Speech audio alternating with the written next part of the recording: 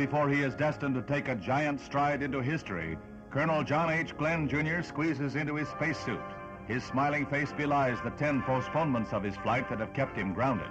This morning, the weather over Cape Canaveral and in the pickup areas is better, and there's an air of optimism as the Colonel walks to the gantry elevator.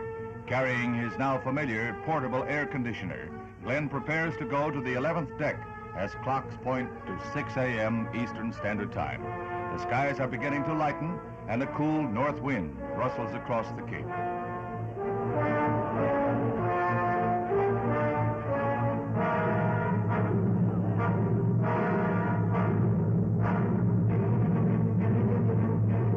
The Colonel's date with destiny comes 10 months after the Russians claimed an orbital flight by Yuri Gagarin, and less than a year after Alan Shepard blazed a suborbital trail for the U.S. This is the climax of 3 years of training. This is the moment when the eyes of the world turn to Cape Canaveral. The Russian orbits were in a thick fog of secrecy. The United States stands or falls in the white-hot glare of worldwide publicity. In the capsule atop the Atlas missile, the Colonel will be strapped to a contoured couch. Once in flight, the Mercury will be tilted so that the astronaut will ride backwards. The seconds tick off as his rendezvous with space approaches. The hatch cover causes a slight delay when a defective bolt is discovered.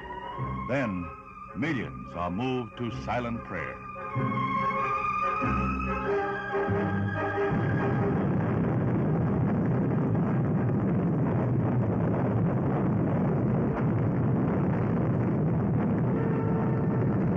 Everything is go.